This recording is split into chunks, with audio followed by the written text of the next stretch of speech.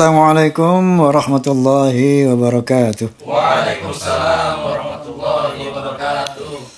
Innal hamdalillah nahmaduhu wa nasta'inuhu wa nastaghfiruh wa na'udzu billahi min shururi anfusina wa min sayyiati a'malina. Man yahdihillahu fala mudilla lahu wa man yudlil fala hadiya lahu. أشهد أن لا إله إلا الله وحده لا شريك له وأشهد أن سيدنا ونبينا محمدا عبده ورسوله لا نبي بعده. اللهم صل وسلم وبارك على سيدنا محمد وعلى آله وصحبه ومن والاه. لا حول ولا قوة إلا بالله. أما بعد. Sebagaimana biasanya saya ingin menyapa fans of Roma and Soneta, Forza. Kemudian Forum Silaturahmi Takmir Masjid dan Musyola Indonesia, Fahmi Tamami, PAMDI, Persatuan Artis Musik Dangdut Indonesia, PWI LS, Perjuangan Wali Songo Indonesia, Laskar Sabilillah, PIN, Perisai Idaman Nasional, dan juga Klaners. Seluruh pemirsa dimanapun Anda berada, rahimakumullah.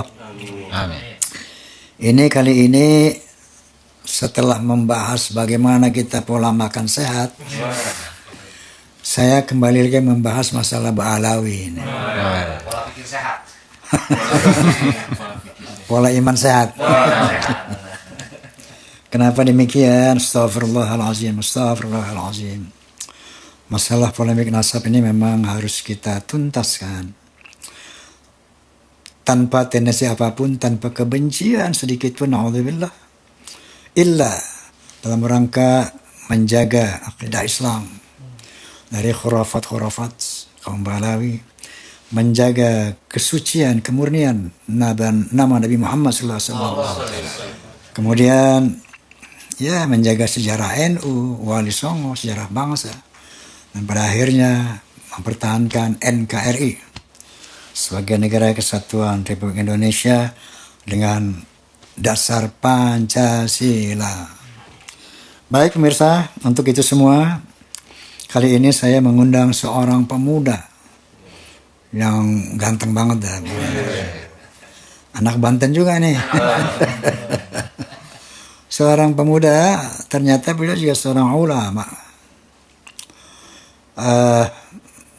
Beliau akan memaparkan hal-hal tentang kisah-kisah sekitar nasab Ba'alawi ini. Tepuk tangan buat Gus Aziz Jazuli, LCMH. Assalamualaikum Gus. Waalaikumsalam warahmatullahi wabarakatuh. Tadi saya bilang LC Lomba Cipta ya. Jadi beliau seorang sarjana dan magister hukum ya. Hukum apa? Hukum. Ternyata kami umat Islam Indonesia khususnya mengikuti bagaimana antum ikut berkiprah aktif di dalam polemik nasab ini. Tentunya dengan tujuan yang sama lah ya. Amin. Dalam rangka Izzul Islam wal Muslimin, Izzul Indonesia wal Indonesian. Baik Gus, kira-kira sebelum saya ke topiknya, saya ingin bertanya dulu nih. Boleh. CV antum nih. Boleh. CV kan perseroan terbatas ya. Seperti apa dulu antum pesantren di mana, sekolah di mana? Monggo Gus. Terima kasih Abah Haji. Nama perlu diulangi apa? Nama ini. Nama saya Muhammad Abdul Aziz. Muhammad Abdul Aziz Jazuli. Untuk Jazuli itu sebenarnya nama orang tua Abah Haji. Oh ya. Nama orang tua Ahmad Jazuli. Saya kelahiran di Grobogan, Jawa Tengah. Oh, Grobogan Jawa Tengah. Tahunnya? Tahun 1989 Abah. 89. Beda setahun sama saya. Lebih muda Abah Haji kayaknya. Di Grobogan, orang Grobogan asli, masya Allah. Monggo, selanjutnya. Selanjutnya Mesantren. Untuk mesantren itu saya pertama mesantren di Pondok Pesantren Mambaul A'la. Mambaul A'la. Mambaul A'la yang diasuh oleh almarhum Mbah Yai Hamzah Matni. Oh, Masya. Di mana itu? Di Itu Grobogan? sama di Grobogan, Abah Haji. Kemudian berikutnya setelah selesai sanawi, saya pindah ke Aliyah atau naik ke Aliyah, Madrasah Aliyah di Pasuruan, Abah Haji. Pasuruan. Ini kira-kira perlu disebutkan Perlu. nama? Oh, perlu. Oh, siap. Di Pondok Pesantren Darul Lughah wa Dakwah.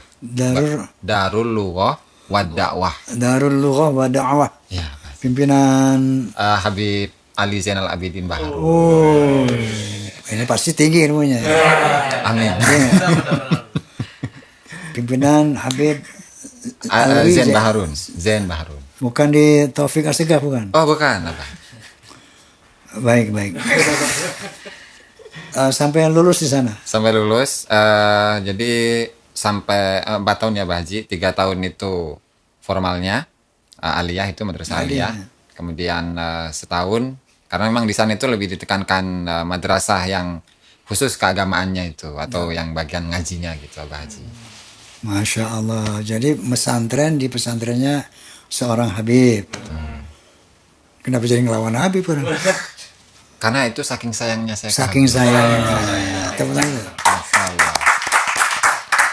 Ini kata-kata ini nggak salah. Saking sayangnya kita membahas polemik nasab, ya. Sebenarnya dalam rangka menyelamatkan para habaib dan para muhibin. Ya. Jadi muhibin itu sebenarnya bukan musuh, Masya Allah. Naudzubillah.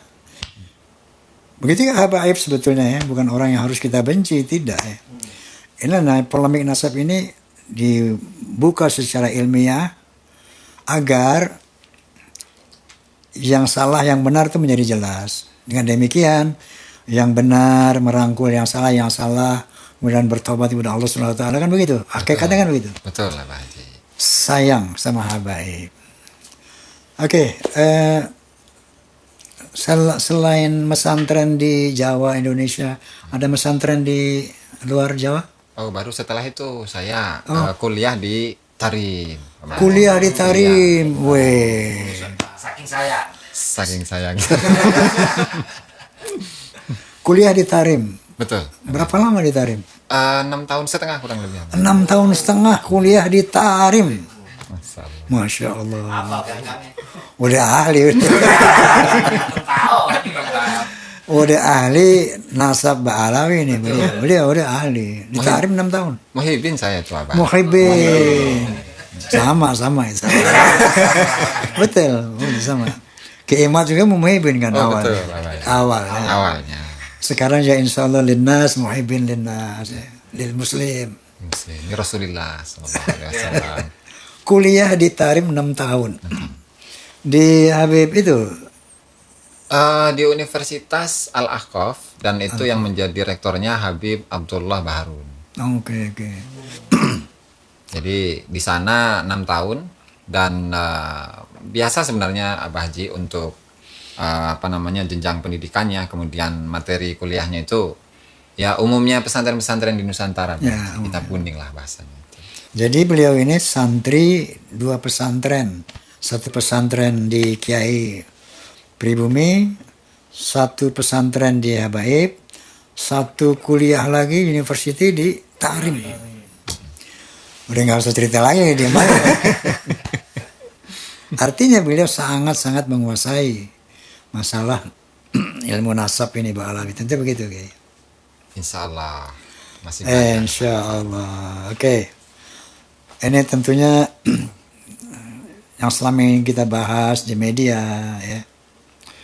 Ya itu tadi tujuannya untuk membuat sesuatu yang menjadi terang benderang untuk kebaikan semua kan. Terang benderang untuk kemaslahatan semua ya. Baik. Saya dengar Anda telah mengarang berapa kitab, berapa buku yang ada kan? Khusus untuk Ba'lawi atau tentang tema Ba'lawi, Ya. itu baru 1, Abah Haji. Baru 1. Baru 1. Kalau yang lain banyak ya? Kalau yang lain ada beberapa lah. Ada beberapa. Jadi lebih ke mentahkik manuskrip kitab gitu. Di antaranya itu ada Syarah Hikam karya dari Syekh Muhammad Nawawi Al-Bantani dalam bahasa Arab, Abah Haji. Kemudian yang kedua itu Syarah Manaqib Syekh Abdul Qadir Al-Jilani. Itu pun juga karya dari Syekh Muhammad Nawawi Al-Bantani. Nah, hanya karena memang bahasa Arab sehingga yang pembacanya itu terbatas, Abah Haji. Oh, jadi masih berbahasa Arab ya? Masih berbahasa Arab. Masya Allah. Ini kiai ini. Ya. Masih santri, Abah Haji. Baik, Kiai. Jangan, Abah Haji. Nggak, ke Kiai itu kesannya tua gitu ya. Iya. Kalau Gus, alim tapi muda. Benar. Oke, Gus, Aziz. Nah, ini saya dengar antum bekerja sama dengan KRT Kiai Haji Nur Ihya Betul. dalam membuat buku tentang apa? Jadi buku yang saya susun bersama Kiai Ihya yang berjudul Membongkar Ajaran Khurafat Habaib Alawi ini secara khusus menyebutkan dan juga membantah khurafat-khurafat yang ada dalam kitab-kitabnya Habib. Bisa dilihat. Oh, ini kitabnya. Abah Haji. Ini Abah Haji. Mungkin pengen silakan. Oh, Membongkar Ajaran Khurafat Habaib Alawi. Penyusun Abdul Aziz Jazuli LCMH Kiai Haji KRT Nur Ihya Hadi Negoro. Ini kitabnya, Masya Allah. Ya. Jadi membongkar ajaran khurafat Habaib Alawi. Kenapa Anda bongkar? Karena berbahaya, Pak Haji. Karena berbahaya. Berbahaya. Untuk akidah. Untuk akidah umat Islam, kemudian juga biasanya khurafat-khurafat ini digunakan untuk penjajahan spiritual, Pak Haji. Gitu. Penjajahan spiritual. Ya. Jadi kan memang begini, Abah Haji, untuk di Hadramaut itu, untuk kisah-kisah dari Sebentar ini. Oh, iya. Izin. Oh ya, enggak, Pak Haji. Ini nih dia nggak paham lah khurafat apaan gitu. Khurafat itu bahasa Arabnya khurafah, itu artinya dongeng. Khurafah itu dongeng atau hal yang fiktif, nggak benar gitu. Tentunya karena dongeng banyak diisi dengan kebohongan yang fiktif gitu ya. Nah, tadi Gus Aziz bilang karena berbahaya. Kalau ini tidak dibongkar, tidak disampaikan kepada umat, akan membahayakan akidah umat seperti itu kan kira-kira. Betul, Abah Haji. Monggo dilanjutkan, Gus. Jadi khurafat, saya tambahkan penjelasan tentang Ya. khurafatnya, Pak. Tambahin lagi nih. Jadi khurafat itu adalah kisah dusta yang kemudian diatasnamakan sebagai karomah para aulia. Nah, itu. Khurafat, dusta, dongeng, kemudian dinisbatkan sebagai karomah para wali dari mereka.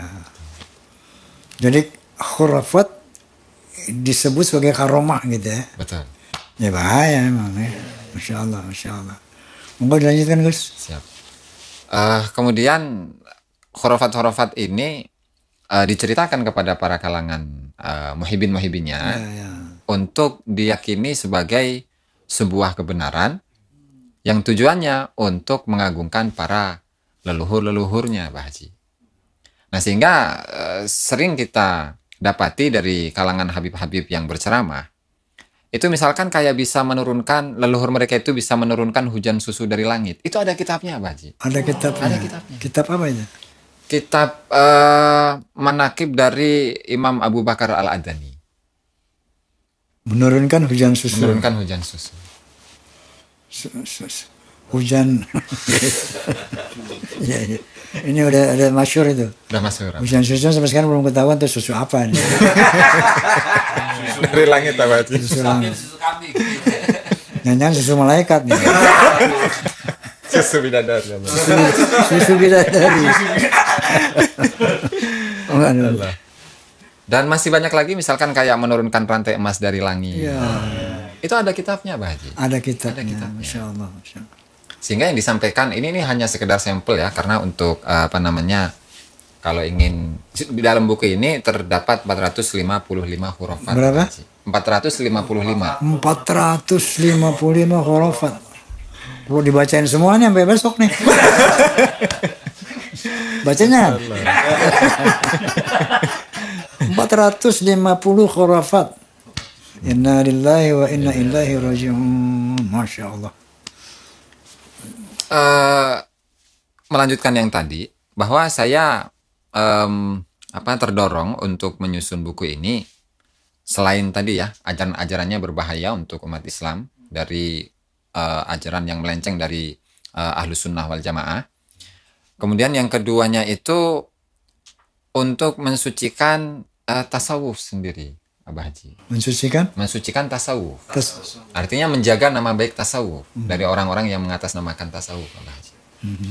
Karena kan memang kalau kita banyak membaca dari buku-buku mereka itu, mereka selalu mengatasnamakan kami ini adalah orang yang bermujahadah, sehingga dalam 30 tahun itu tidak tidur, itu mujahadah, Abah Haji. 30 tahun tidak tidur. 30 tahun. 30 tahun tidak tidur. Memang lucu-lucunya orang.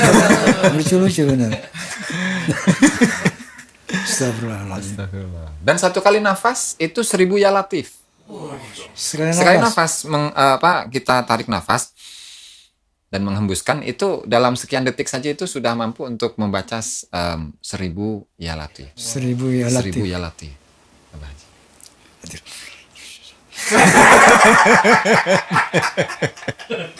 10 aja susah tuh. Ini 1000. Sekali tarikan nafas. Betul. Terus apa lagi, Ustaz? Dan mungkin saya tambahkan yang tadi, mereka mengaku sebagai pengamal dari tasawufnya Imam Ghazali, kemudian tasawuf dari Al-Imam Abul Hasan Asyadili, dan tokoh-tokoh yang lainnya.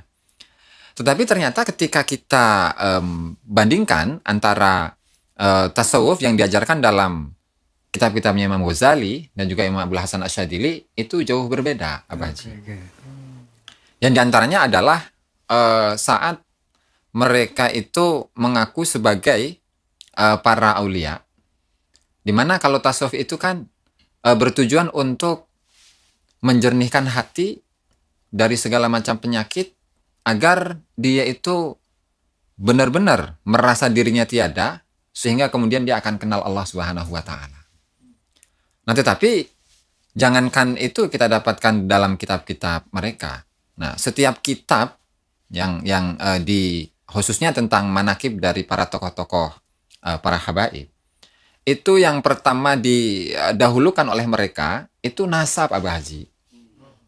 Bahwa Ba'lawi ini nasabnya sambung ke Rasulullah, nasabnya nasab suci, nasabnya adalah nasab yang tidak pernah ada orang yang meragukan nasab itu, bahkan sudah mendapatkan ijma dari para ulama. Nah, itu selalu begitu awalnya. Sering kali, selalu seperti itu, Abah Haji.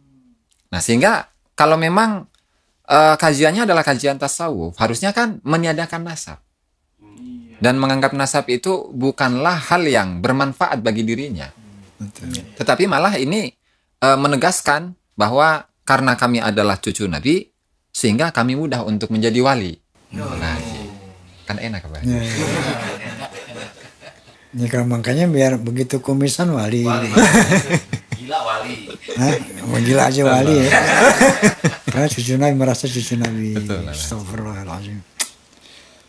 Selanjutnya, Gus? Selanjutnya, kemudian dengan menggunakan tasawuf itu, nah mereka menempelkan para leluhur-leluhurnya itu dengan gelar imam, dengan gelar aulia, dengan gelar bahkan tidak hanya wali saja tetapi wali kutub. Wali kutub.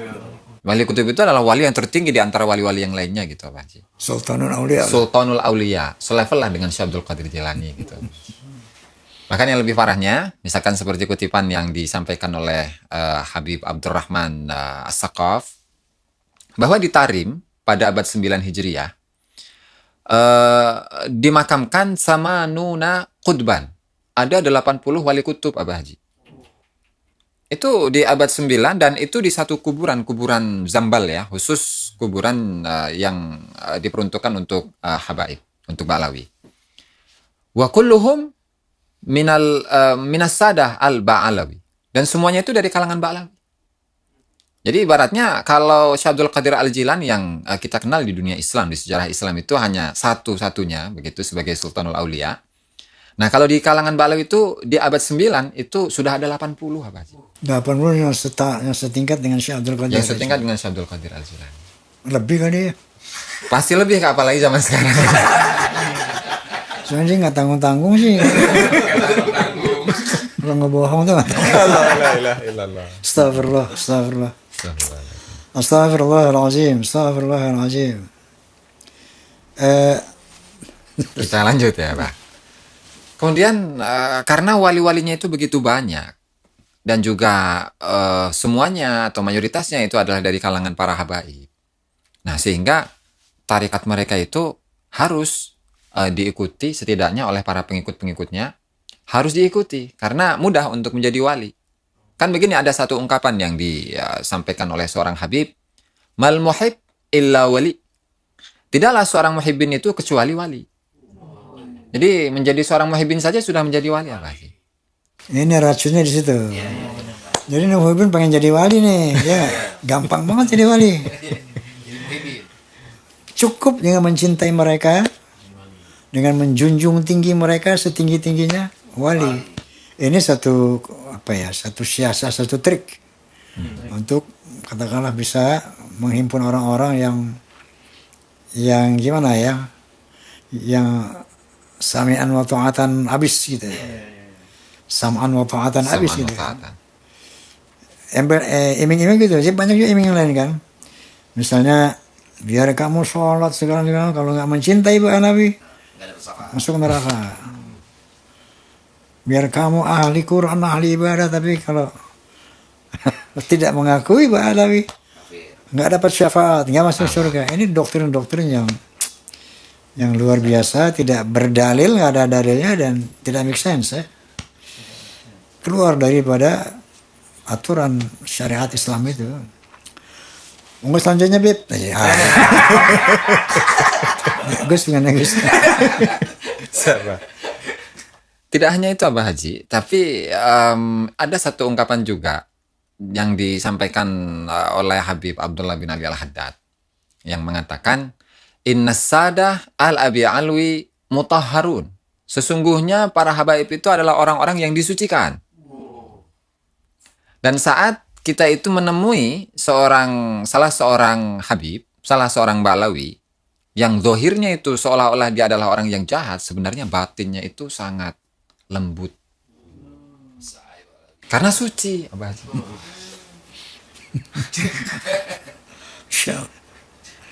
Innama yuridullahu yudhifu anka rijsa ahlal bait wa yutahhirakum tathira.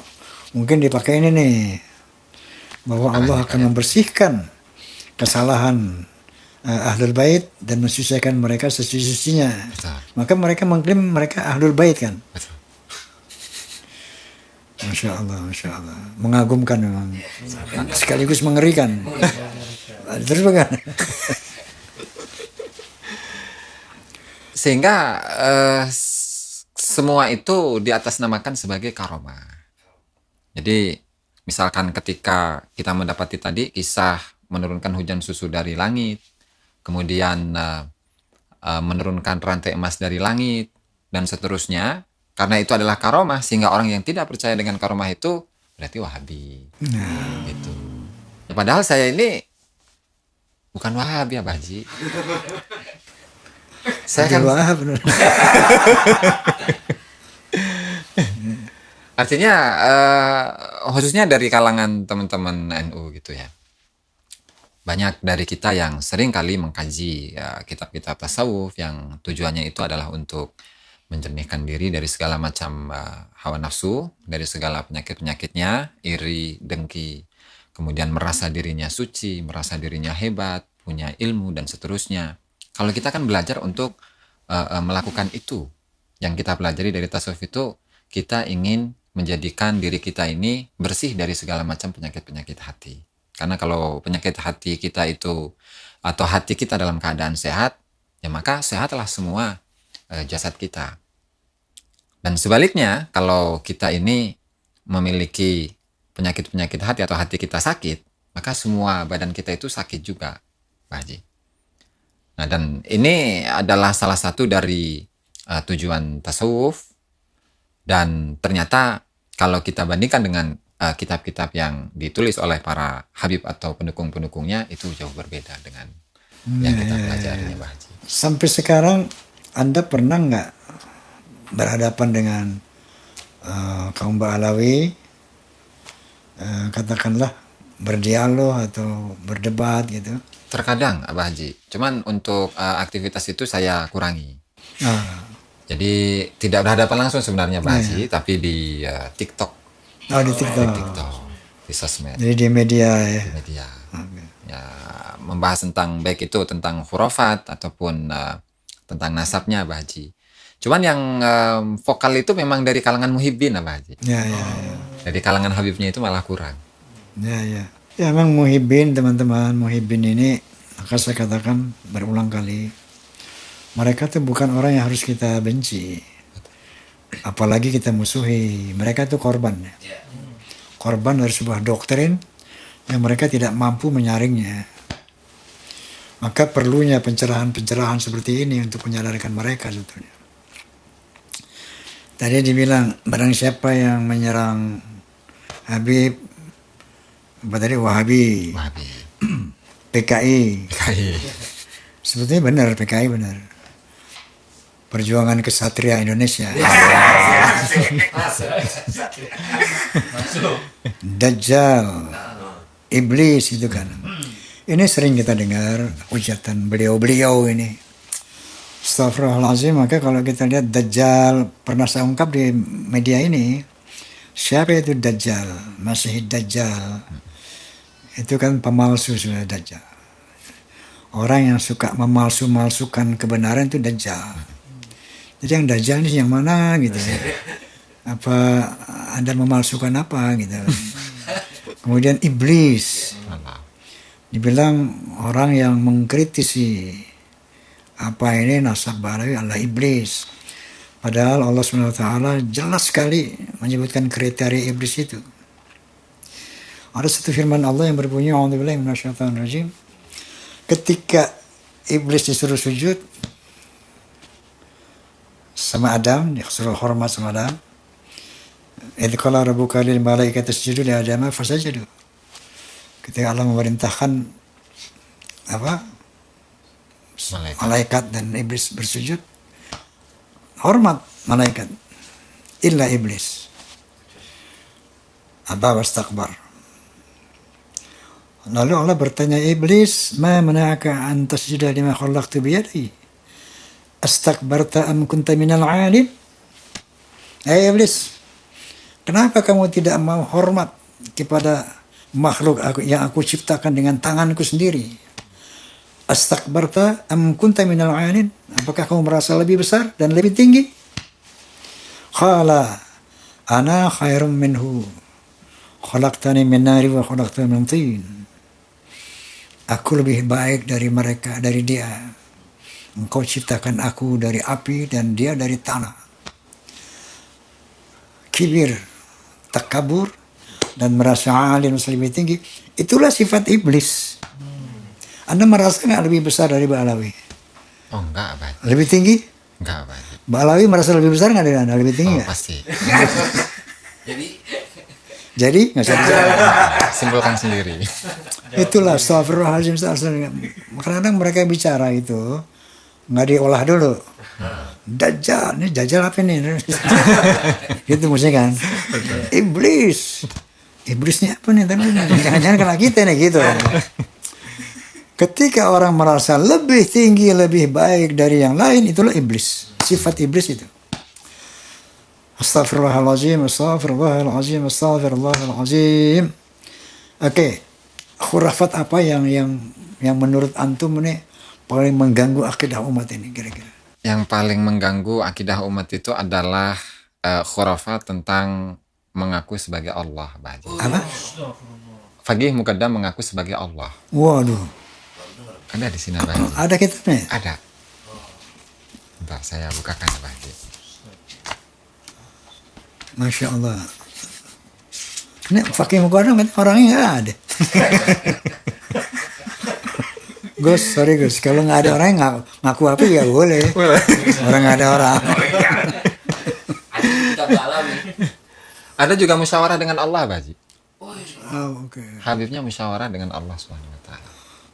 Musyawarah dalam hal apa? Musyawarah saat dia ingin bepergian ke luar kota. Jadi musyawarah terlebih dahulu boleh atau enggak, diperbolehkan oleh Allah Ta'ala atau tidak keluar dari kota.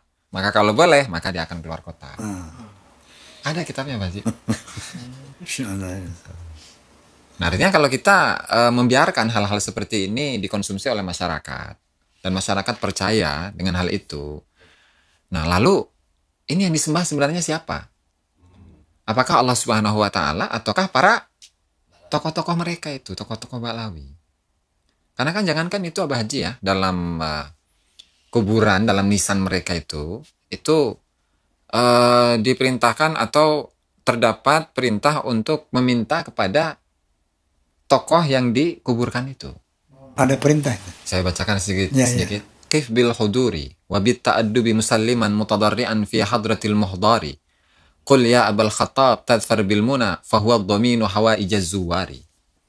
Berdirilah engkau dengan tunduk, dengan beradab di hadapan kuburan dari Umar al-Muhdar. Dan panggillah Umar al-Muhdar, maka sesungguhnya Umar al-Muhdar itu telah menjamin semua kebutuhan-kebutuhan para penziarah-penziarahnya. Inna lillahi wa inna ilaihi raji'un. Ngeri ya, ngeri. Memang mereka terang-terangan kok mengatakan ya Umar Muhdar, ya Umar Muhdar. Hakikatnya sama dengan minta sama Allah. Ya. Ini kesyirikan yang luar biasa. Bahkan saya pernah melihat satu video, Gus. Ada foto siapa gitu, besar banget fotonya. Fotonya keren. Minta ini foto. Sama foto ini minta. Ya, mintanya foto.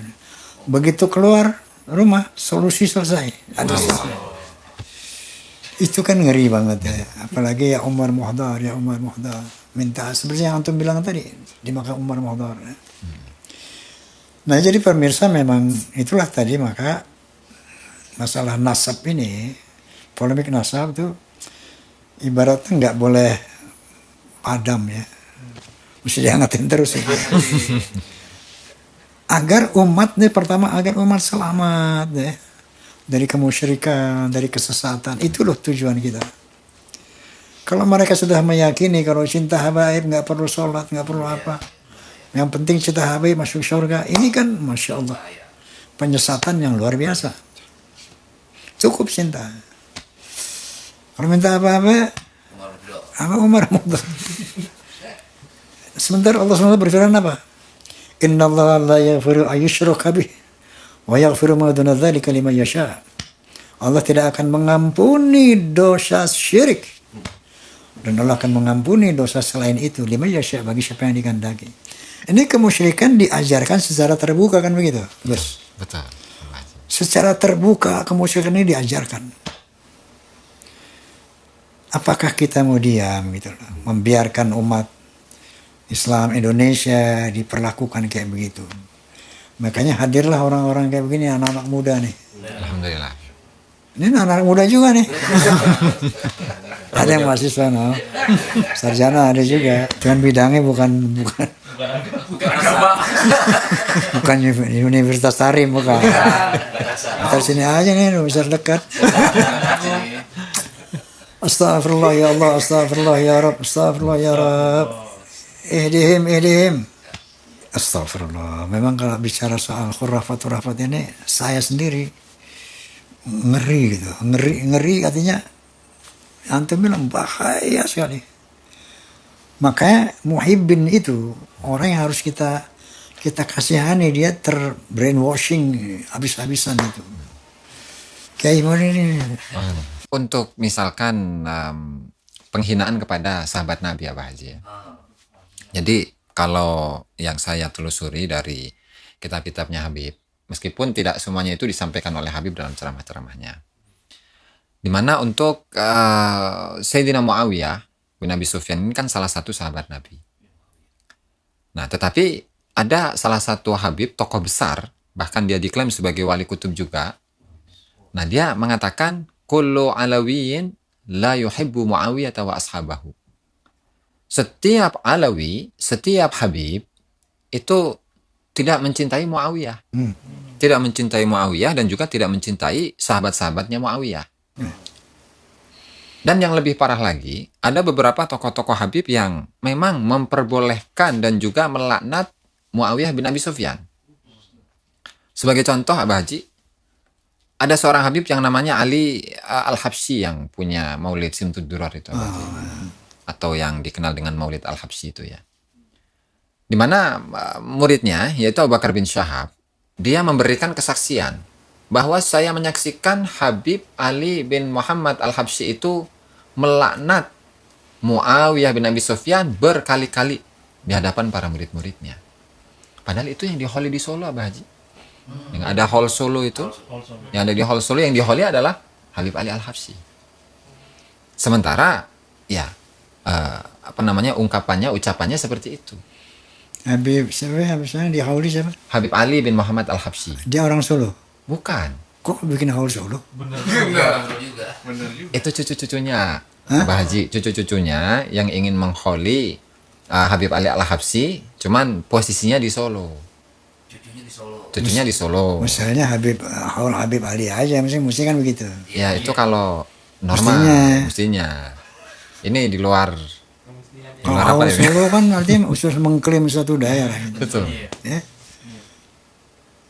Ya, ya. Nah, artinya itu kan berbahaya, Pak Haji. Sangat.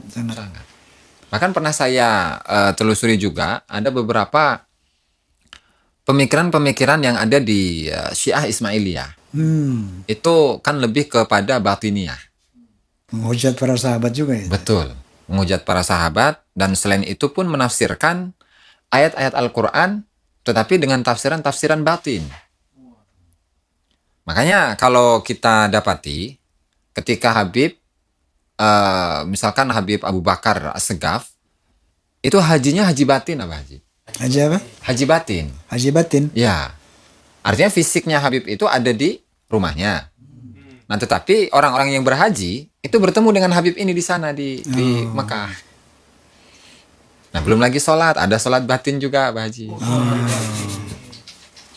Orangnya di sini, yang lain sholat di sana. Betul. Beberapa kali saya ketemu orang kayak begitu. Nggak pernah sholat ya. Rupanya kata anak buahnya, oh dia sholatnya di Mekah gitu. Kan waktunya beda, Pak. Waktunya beda ya. Allah ya. Nggak pakai waktu dia kan sholat. Allah. Jadi banyak orang kayak gitu. Kalau beliau nih sholatnya nggak di sini. Bahkan ada cerita begini.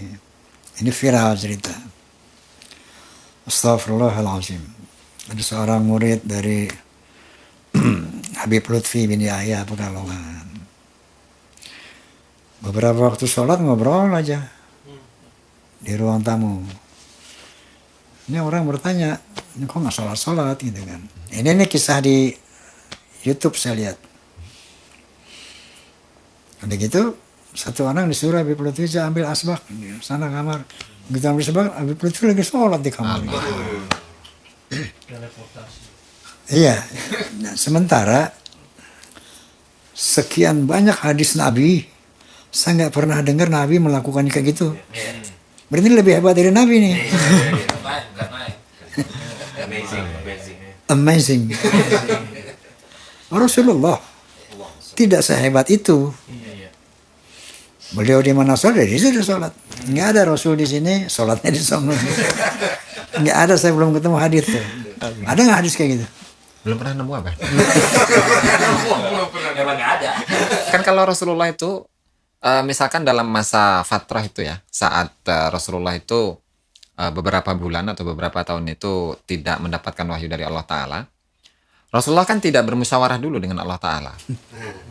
Saya musyawarah dulu dengan Allah Ta'ala supaya Allah Ta'ala ngasih saya wahyu, kan nggak seperti itu, Abah. Tapi kalau Habibnya, langsung musyawarah, Abah Haji. Artinya melebihi Rasulullah tentunya. Emang dari berbagai hal dia berusaha melebihkan leluhurnya daripada Rasulullah. Salah satu khurafat gini-gini yang ada, saya pernah dengar tuh. Nabi Muhammad SAW, nah, kemudian Sayyidina Ali, karamallahu wajhah, kemudian Sayyidina Hasan, itu bergegas mau belajar sorof nahu sama seorang Habib. Ya. Jadi Nabi, mantu dan cucunya mau belajar bahasa Arab kepada seorang Habib. Ini kan penghinaan banget ini. Merendahkan Rasulullah. Mantu dan cucunya. Merendahkan. Ini Habib lebih pintar dari Nabi karena apa? Nabi kan ummi. Nabi ummi. Nabi yang nggak bisa tulis baca. Makanya dia belajar sorof nahu tuh Habib. Ini kan namanya terlalu. Astaghfirullahalazim, astaghfirullahalazim. Juga kepada para habaib ini coba merenung. Apakah informasi kayak gini Anda mau telan begitu aja? Juga kepada muhibbin gitu. Ini kan penistaan terhadap Rasulullah. Kalau aku nggak malu sama Allah atau sama Nabi, aku bisa mempadamkan neraka. Itu Habib saya ngomong gitu. Habib Syekh Abu Bakar bin Salim. Syekh Abu Bakar bin Salim. Syekh Abu Bakar bin Salim. Itu viral juga tuh. Kalau aku tidak malu sama Allah, aku bisa padamkan neraka dengan kelingking. Lagi-lagi, bukan menghina Nabi lagi, tapi menghina Allah. Lalu siapa mereka ini? Siapa mereka? Kok seberani itu? Seberani itu mereka merendahkan Nabi, merendahkan Allah. Kalau ada orang bisa memadamkan neraka, mengatakan saya bisa memadamkan neraka dengan kelingking, ini saingan Allah nih. Tuhan kedua nih. Kalau bukan Tuhan mana bisa? Makanya tadi dikatakan siapa yang ngaku Tuhan? Al-Faqih Muqaddam. Al-Faqih Muqaddam ngaku Tuhan. Percaya saya, ada yang bisa ngadepin neraka yang kelingking. Betul nggak Gus? Betul lah Pak Haji. Masya Allah, Masya Allah. Terus. Allahumma sholli ala Muhammad. Allahumma sholli alaihi wa alihi. Lebih parah dari itu Pak Haji. Jadi kalau Syekh Abu Bakar bin Salim dalam satu ucapannya mengatakan wa narul jahimi utfiha, dan neraka jahanam itu mampu saya padamkan, dan dalam riwayat yang lain itu pakai kelingking. Dan ternyata Syekh Abu Bakar bin Salim itu pun juga memiliki walahu tasarruful mutlak, memiliki pengelolaan yang mutlak untuk alam semesta, pengatur alam semesta. Maka ada yang bilang gini, dunia ini dipegang sama dua orang Habib katanya. Kurang lebihnya sama itu. Ya, bukan luar biasa. Inna lillahi wa inna ilaihi raji'un. La haula wa la quwwata illa billah. Itu apa pakai itu la haula. Terus juga. Tidak hanya satu Habib saja itu Abah Haji. Mulai dari Syekh Abu Bakar bin Salim mengatakan seperti itu, kemudian Habib Muhammad bin Thahir Al-Haddad mengatakan seperti itu, dan Habib-Habib yang lain itu banyak yang menyatakan bahwa mereka adalah pemilik alam semesta, sekaligus pengatur semua alam semesta, Abah Haji. Padahal kalau kita mengacu kepada statement-statement yang disampaikan oleh para ahli sufi, diantaranya seperti Syekh Abdul Wahab Asy-Syarani dalam kitabnya Durarul Khawas fi Fatawi Syekh Ali Al-Khawas, beliau mengatakan tidak ada seorang wali pun yang memiliki pengaturan alam semesta secara mutlak, karena itu adalah haknya Allah Subhanahu wa taala. Nah, artinya ketika tokoh dari Habib-Habib itu mengatakan bahwa mereka lah pemilik alam semesta, kemudian pengatur seluruh alam semesta secara mutlak, nah berarti ya sama memposisikan diri mereka seperti Allah Subhanahu wa taala. Nah, jadi kalau ada orang Habib mengatakan Indonesia milik Aulia Tarim, itu kecil. Alam semesta dia punya. Semesta, Pak. Ya. Betul. Masya Allah, Masya Allah. Padahal faktanya kan kebalikannya, Pak Haji. Jadi bukan Jawa bintu Tarim, tapi Tarim bintu Jawa. Bintu Jawa. Kenapa? Karena salah satu dari muridnya Snok Horgronya yang namanya Daniel van der Meulen, beliau mengatakan bahwasanya kota-kota Hadramut, khususnya Seun dan Tarim, itu bergantung dengan kondisi yang ada di Nusantara. Artinya ketika di Nusantara, di Hindia Belanda saat itu belum Indonesia ya, kondisi ekonominya kuat, maka orang-orang yang ada di Tarim ya sejahtera. Makanannya enak, kemudian bisa membangun rumah dan seterusnya. Dan juga sebaliknya, saat kondisi ekonomi di Nusantara ini buruk, maka mereka pun juga ikut sengsara. Nah, jadi sangat salah ketika memberikan pernyataan bahwa Jawa bintu Tarim, yang ada kebalikannya, Pak Haji. Tarim bintu Jawa. Insyaallah, astagfirullah. Ya memang kalau kita lihat secara geologi ya, Tarim atau Yaman itu salah satu negara yang termiskin di dunia. Astagfirullahaladzim. Oke. Khurafat, tahayul dan sebagainya. Nah kira-kira dari berapa ratus tadi? 455 hurufat. 455 khurafat. Termasuk yang bisa nyetok matahari itu. Ada, termasuk. Ada, Termasuk. Dan itu baru sekian persen, belum keseluruhan, Pak Haji. Itu 400 lebih pun baru sebagian. Baru sebagian. Katakanlah kalau mau di prosentase itu mungkin baru 10% lah. Masya Allah, baru 12%. Ya, 10-an gitu, 10% Pak Haji. Hebat ya? Kira mestinya. Amazing. Masya Allah, amazing. Amazing. Astaghfirullahaladzim. Allahumma hadihim. Astaghfirullahaladzim. Ya, merendahkan Nabi, menyayangi Allah Subhanahu wa Ta'ala, itu dalam khurafat-khurafat itu seperti itu. Nah, kalau memang ada manusia seperti ini, apa ada satu nas Quran atau hadis, siapa orang-orang kayak gini? Ya berarti orang-orang yang ini menyekutukan Allah Subhanahu wa Ta'ala. Menyekutukan Allah. Betul. Cuman kan kita sebagai seorang muslim ya tidak tidak berhak untuk mengotak-atik isi hati manusia, Pak Haji ya. Kita artinya menghukumi ini semua dari statement-statement yang ada dalam buku-buku mereka, dalam kitab-kitab mereka. Karena memang isi-isi dari khurafat ini itu tidak hanya merendahkan kepada Allah, merendahkan kepada Rasulullah, mengubah ajaran Islam, kemudian mengistimewakan diri mereka daripada atau di atas manusia yang lain. Tetapi itu ada juga khurafat yang kaitannya dengan asusila, Pak Haji. Asusila.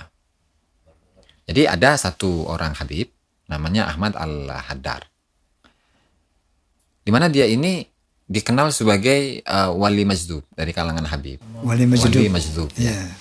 Wali majdub. Nah, di mana dia ini setiap keluar rumah dan menemukan seorang perempuan, maka mohon maaf bahasanya rada ini ya, Pak Haji.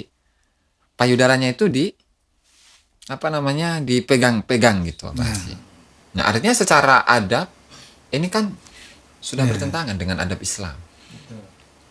Dan itu kalau yang memandangnya adalah seorang muhibbin, oh itu karamah. Karena ingin disamakan dengan status dari Nabi Khidir alaihi salam dengan Nabi Musa. Kalaulah Nabi Khidir itu dia sampai membunuh seorang anak yang tidak berdosa, maka tentu itu lebih ringan daripada membunuh seorang manusia. Nah, artinya untuk melegitimasi, membenarkan bahwa itu adalah benar-benar karamah dari seorang wali, maka digunakanlah kisah dari Nabi Khidir untuk melegitimasi atau untuk membenarkan khurafat tersebut, Pak Haji. Ya, padahal kan yang namanya karamah itu di antara syarat-syaratnya itu tidak boleh bertentangan dengan syariat Islam.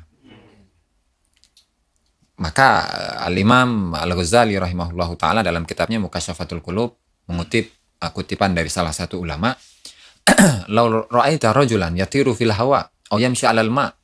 Kalau engkau melihat seorang laki-laki yang dia itu mampu untuk terbang di udara atau berjalan di atas air, maka lihat fangzuru hal kana mukhalifan li syariati au muwafiqan li syariah, apakah dia itu perbuatannya berkesesuaian dengan Al-Quran dan juga As-Sunnah atau tidak. Kalau memang dia ini bertentangan dengan Al-Quran dan Sunnah, ajaran Allah, ajaran Rasulullah, maka sudah tinggalkan. Karena orang-orang yang tidak taat kepada Allah Ta'ala itu pun bisa melakukan hal yang sama seperti itu. Nah, artinya kalaulah itu tadi kisah dari seorang majzub tadi dianggap sebagai sebuah hal yang tidak bertentangan dengan syariah, oh ini sangat salah, Abah Haji. Karena itu kategorinya bukan karomah. Kriterianya tidak cukup untuk dikatakan sebagai karomah. Maka itu termasuk dalam kategori khurafah. Ya, karomah itu kan satu anugerah Allah kepada para wali. Mu'jizat anugerah Allah kepada para nabi. Tujuannya adalah dalam rangka karena para nabi ini membawa misi yang sangat sulit untuk diyakini orang. Maka diberikanlah mu'jizat. Seperti Nabi Musa bisa membelah lautan, Nabi Isa menghidupkan orang mati, supaya orang yakin bahwa saya ini utusan Allah. Setelah itu baru mereka mau memperhatikan ajaran-ajarannya. Ketika ajaran-ajaran itu memang sangat-sangat luar biasa, baru diyakini itu bahwa Anda Rasulullah, seperti itu kan. Nah, sebenarnya karomah tidak mungkin melampaui mukjizat kan begitu. Betul. Tidak mungkin seorang wali melampaui seorang nabi. Dan yang pasti karomah itu harus di bawah mukjizat. Nah, kalau mijrat 70 kali sehari karomah, sementara nabi 1 kali, ini di atas mukjizat nih karomah ini. Betul. Itu tidak boleh terjadi. Kalau itu terjadi namanya khurafat. Sesuatu yang bohong gitu loh. Kayak begitu kan bisa. Betul Pak Haji. Nah, antum kan belajar di pondok pesantren Habib. Ada nggak ajaran-ajaran khurafat di pesantren itu? Sebenarnya yang diajarkan di pondok pesantrennya Habib saat saya pesantren ya Pak Haji ya, dan juga saat saya kuliah di Tarim, itu sebenarnya yang diajarkan itu ya ilmu keislaman secara universal. Artinya tasawuf saja tidak diajarkan di sana, Pak Haji. Apalagi tentang hurufat-hurufat. Nah, oleh karenanya saya baru menelaah dan juga mendalami kitab-kitabnya para Habib itu justru saat ada diskursus Nasab Ba'lawi ini ya, Pak Haji. Oke. Jadi karena mungkin di awalnya sebelum ada diskursus nasab ini, kita mungkin sudah ada keraguan-raguan mengenai kisah yang dinisbatkan kepada para leluhur-leluhurnya Habib itu benar atau enggak. Mungkin pada awalnya yang saya alami, saya itu masih takut untuk mengomentari itu, Pak Haji. Nah, tetapi dengan adanya polemik atau diskursus Nasab Ba'lawi ini, nah saya mulai membuka-buka satu persatu beserta teman-teman, kita diskusikan. Nah, kemudian, ternyata parah, Abah Haji. Nah, sehingga terkumpullah ini baru sebagian, terkumpullah 455 hurufat itu. Dan saya juga kaget, masa iya sih kayak gitu? Nah, kalau biasanya dari kalangan muhibbin itu, ketika memandang itu semua, dan menganggapnya itu sebagai karomah, maka mereka akan menyatakan bahwa, ini mungkin, meskipun bertentangan dengan akal. Jadi padahal kan untuk definisi karomah sendiri itu bukan menembus atau bertentangan dengan akal, tetapi bertentangan dengan kebiasaan. Jadi definisi dari karomah itu kan khawariqul adah, yang menembus atau bertentangan dengan kebiasaan manusia biasa. Nah, kalau khawariqul ukul yang bertentangan dengan akal, ya nggak bisa, Abah Haji. Nah, artinya terkadang itulah yang mereka sampaikan di publik.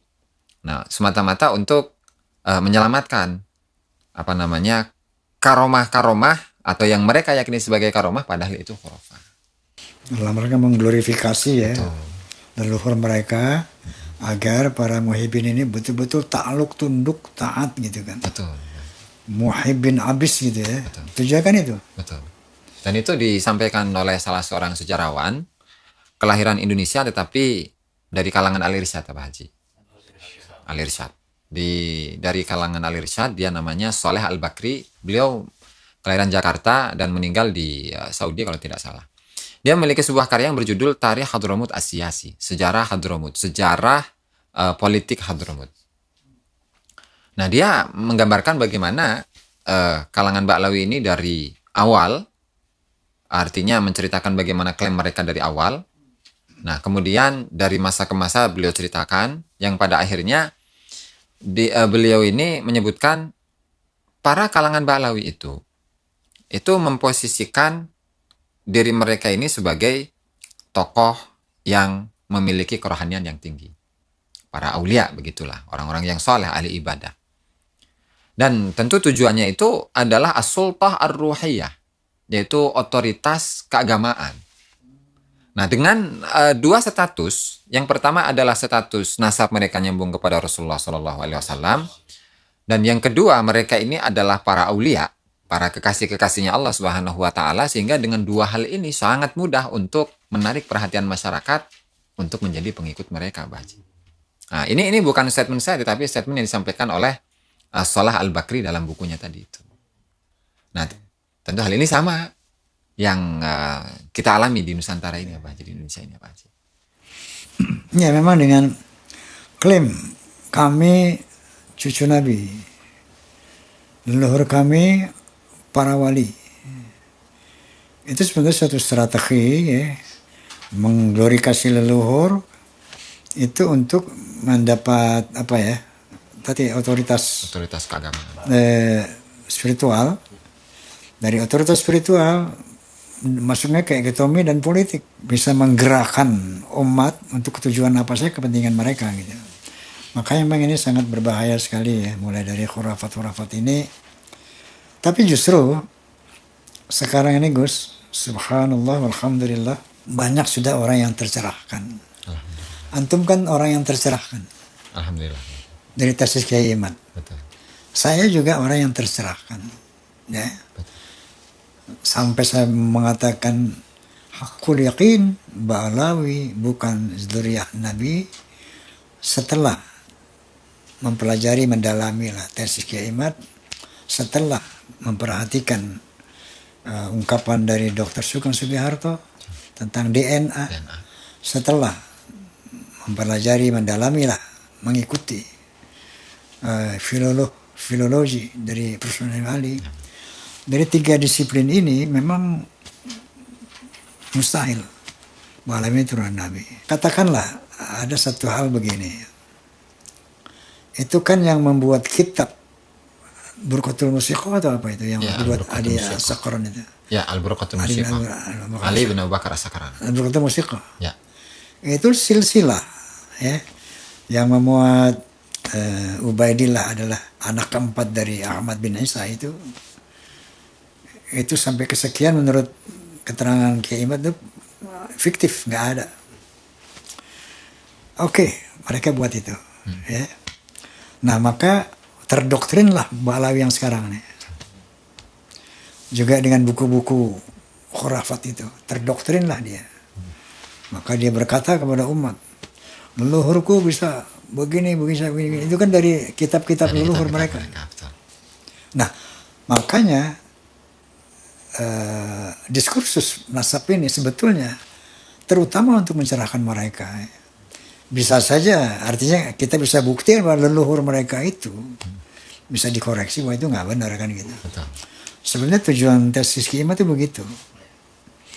Dan ya untuk menyelamatkan mereka juga gitu ya. Bahwa seandainya mereka mau katakanlah menggunakan akal sehat, mengkritisi apa yang dia baca dari leluhur ini, dengan datangnya tesis Kiai Imad yang sampai saat ini nggak bisa terbantah oleh mereka, dengan data DNA dari Dr. Sugeng, dengan data filologi dari Menhem Ali, kalau mereka betul-betul tidak ada tendensi lain selain daripada mau mengabdi kepada Allah Subhanahu wa Ta'ala, mau beribadah kepada semata Allah Subhanahu wa Ta'ala, mesti mereka mengkritisi ini. Makanya salah satu indikasi Gus yang sering saya utarakan di podcast ini,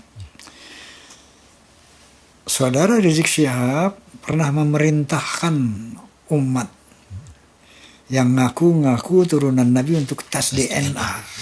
Dia perintahkan tuh dengan suara yang lantang. Ini ada rambut Nabi. Waktu itu belum ada diskursus nasab, belum ada polemik.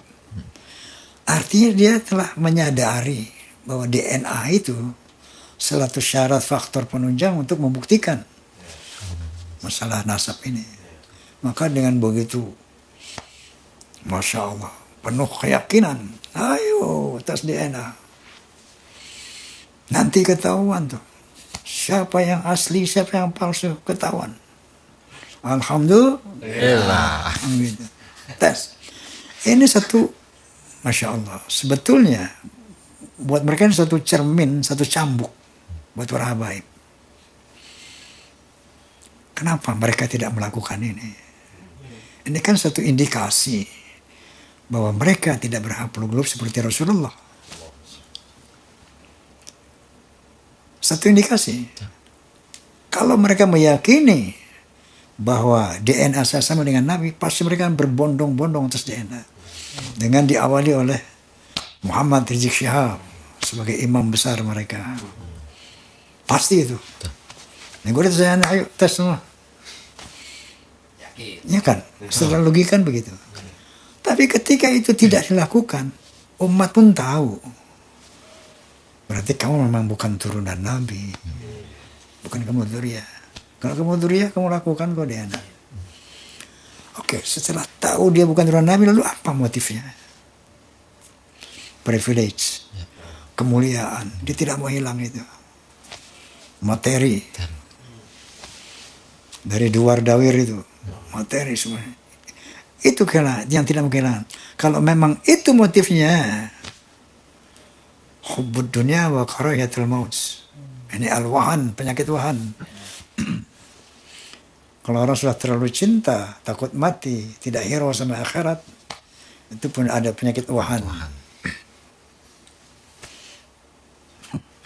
Enggak di RSPAD nggak ada tuh dokternya itu. Ini kan Gus. Betul. Dokternya ada nih dokter. Kalau menghilangin wahan ini dokter. Allahumma sholli ala Muhammad. Inilah kalimatul haqq. Ucapan-ucapan yang benar. Bahwa sejak awal kan dia selalu berkata, nggak ada kebencian. Illa tawasaw bil haqq. Illa qulil haqqa wa la kana murra. Kan itu, Gus. Betul. Masya Allah, kesian mereka. Jangan nasihatin Gus sebelum gini. Kita tidak bisa memaksakan apa. Karena hidayah itu milik Kan Allah. tawasaw bil haqq. Iya. Jadi setiap hari saya rasa udah cukup untuk mengajak semuanya, Pak Haji. Tiap hari rame dia. Berdebat. Masya Allah. Alhamdulillah. Jadi sekarang anak tuh hakul yakin. Ali bukan turunan Nabi. Hakul yakin. Hakul yakin. Hakul yakin. Ikut-ikutan Roma Irama. Hakul yakin. Hakul yakin. Alhamdulillah. Masya Allah. Iya memang kiamat hakul yakin. Terus ke Nur Ihya hakul yakin. Ke Marzuki Mustamar hakul yakin. Semua sekarang banyak yang hakul yakin. Hakul yakin. Karena keyakinan itu bil ilmi wal aqli. Dengan dasar ilmu, Al-Quran wal hadith dan akal. Baru muncul hakul yakin. Bukan begitu, Gus? Harus Pak Haji. Oke, Gus, barangkali ada yang mau disampaikan tentang khurafat-khurafat ini. Terima kasih Pak Haji. Ini kebanyakan saya ngomong nih. Jadi saya mengajak kepada seluruh umat Islam dimanapun berada bahwa kita harus menjaga akidah kita dari segala macam hal-hal yang merusak akidah-akidah tersebut. Meskipun suatu kelompok, suatu golongan mengatasnamakannya sebagai mengatasnamakan suatu hal sebagai karamah, padahal karamah itu tidak terverifikasi, tidak teruji, dan juga tidak sesuai dengan syarat-syaratnya, maka kita harus berhati-hati dari itu semua. Karena memang tujuan dari pembuatan, penyusunan khurafat-khurafat itu adalah untuk as-sultah ar-ruhiyah atau otoritas kerohanian. Sehingga kita harus mewaspadai itu semua dan kita perdalam lagi ajaran-ajaran Islam agar kita bisa membedakan mana yang hak dan mana yang batil. Karena ketika seseorang itu memiliki pengetahuan dan juga akal yang sehat kemudian ditambah dengan hati yang bersih, maka dia bisa membedakan dengan sendirinya. Meskipun dia tidak tahu dalilnya. Nah, sehingga dari sini saya mengajak kepada semuanya agar kita benar-benar mencintai Allah Subhanahu wa taala, mencintai Rasulullah Shallallahu alaihi wasallam, mencintai agama ini, mencintai bangsa dan negara ini semata-mata untuk kepentingan kita semua dan kepentingan anak cucu kita ke depan. Mungkin itu saja yang dapat saya sampaikan. Insyaallah. Tepuk tangan dulu. Baik Gus, saya rasa sudah banyak pencerahan yang Antum jelaskan, informasi tentang apa itu khurafat, kemudian apa tujuan mereka melakukan khurafat, sudah dijelaskan. Semoga para pemirsa bisa tercerahkan. Dapat hidayah dari Allah Subhanahu wa taala. Nah ini Gus, ini cocok buat beliau nih. Ini ada sarung Bang Haji. Alhamdulillah. Buat Antum cocok nih Gus. Alhamdulillah.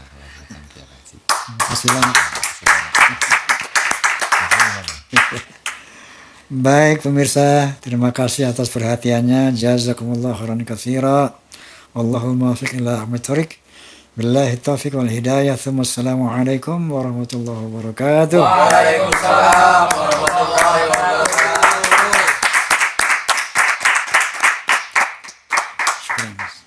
Allahumma shalli ala Muhammad.